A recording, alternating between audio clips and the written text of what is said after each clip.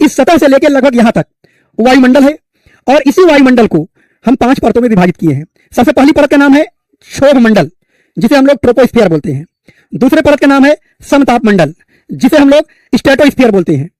तीसरी परत का नाम है मध्य मंडल, जिसे हम लोग मेसोस्फियर बोलते हैं।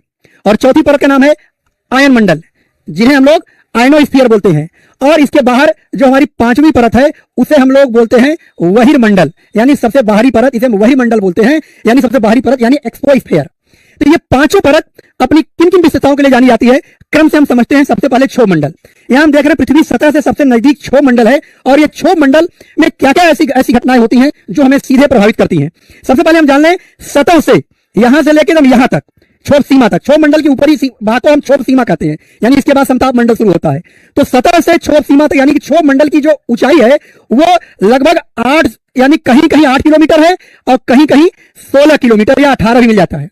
यानी कह सकते हैं क्षोभ मंडल की ऊंचाई 8 से लेके 18 किलोमीटर तक है सतह से।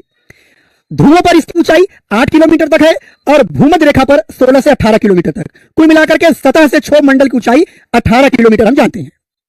इसी क्षोभ मंडल में यानी कि समस्त मौसमी परिवर्तन, आप चित्र में देख रहे होंगे, यहां पे बना हुआ बादल, समस्त मौसमी परिवर्तन इसी में होता है। बिजली का गरजना, बादल, वर्षा, ओरा, कोस, मतलब ओस, पाला, यानी जितने भी मौसम के परिवर्तन होते हैं वो सभी हमारे इसी क्षोभ मंडल में होते हैं। यानी आप कह सकते हैं मौसमी परिवर्तन बहुत इंपॉर्टेंट क्वेश्चन है, और अगर आप टेट की तैयारी कर रहे हैं तो आपके लिए तो अत्यधिक महत्वपूर्ण है, क्योंकि इस टॉपिक से कम 2 प्रश्न तो आपको मिलने ही वाला है। लिख लीजिए, इस टॉपिक से 2 प्रश्न आपके बिल्कुल सही हो जाएंगे। यानी कि मौसमी परिवर्तन, थोड़ा आप लोग हमारी बात को सुन करके नोट करते रहिए।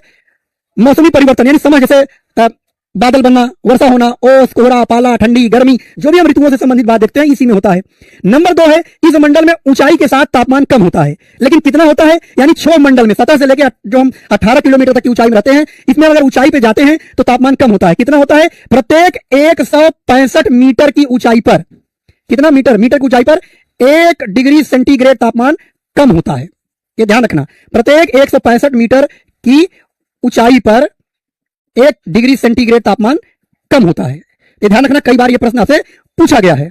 अब हम अगले प्रश्न की बात आते हैं कि इसी क्षोभ मंडल में समस्त जितना भी वायुमंडल में गैसें हैं, इस मंडल में संपूर्ण गैसों का 75% गैसें इसी मंडल में पाई जाती हैं, अर्थात क्षोभ मंडल में पाई जाती हैं। यानी वायुमंडल की कुल गैसों का 75% हिस्सा इसी में पाई जाती हैं। एक पॉइंट आप लिखना, 75%।